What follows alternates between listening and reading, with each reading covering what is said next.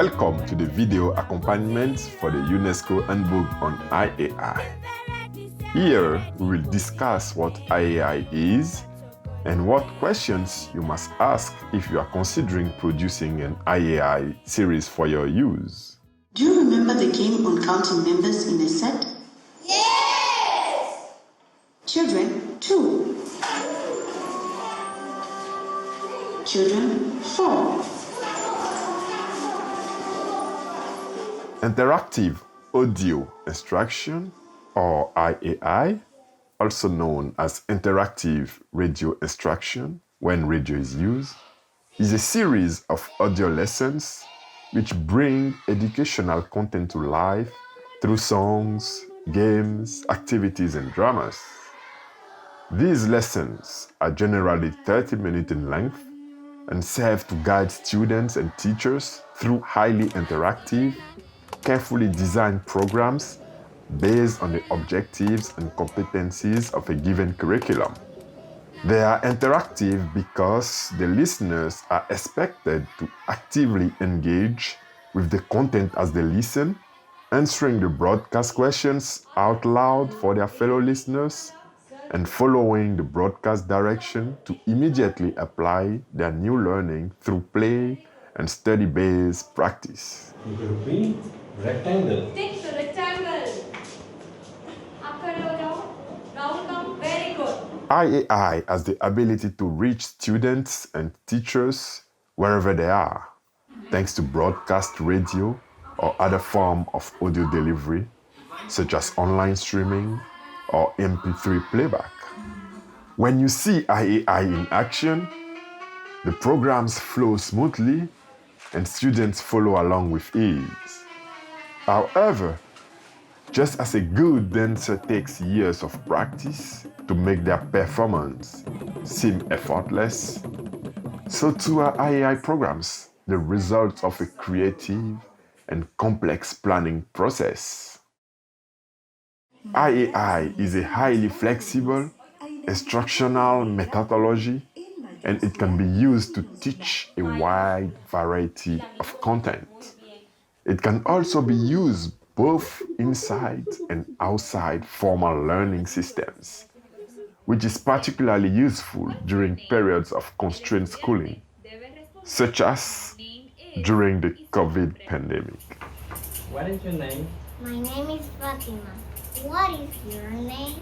My name is Dennis. IAI programming can be designed differently to support instruction provided by a highly trained teacher or support a parent who is homeschooling their children.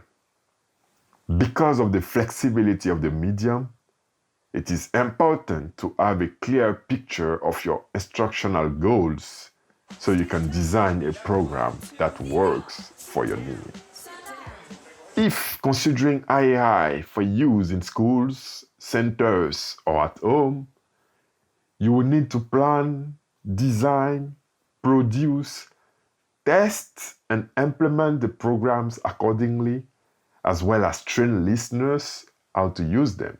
Let's now explore what goes into the planning of IAI, which is a topic that the handbook covers in detail.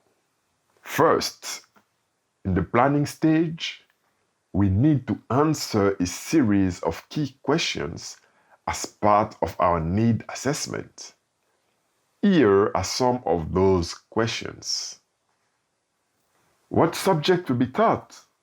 Will there be single subjects or integrated programming of 2 or more? Will the programs be followed in a classroom or at home, or possibly both? If at home, will the student be alone or with a family member or caregiver? If the student is in a school or a center, what's the level of experience of that teacher? Will the programs be helping to train the teacher or caregiver while also reaching the student? Will students and teachers be using other learning materials such as teachers' guides and student workbooks? Will they be printed or delivered virtually? Do students understand and speak the language of instruction, Or is it necessary to allow for translation into the learner's mother tongue during the program or by an adult who can follow along with the student? What's the best way to disseminate the program? Do you have access to a national radio broadcaster or perhaps a network of community radio stations? If not, will you use another dissemination channel? Do most people have access to radios, mobile phones, smartphones, the internet? Is electricity available and reliable? Once you have a clear picture of your general goals and target populations, you are ready to design. The design and production process is complex and time-consuming. The UNESCO Handbook on IAI provides guidance as well as a collection of resources that are available to help with the history, planning, and production of IAI.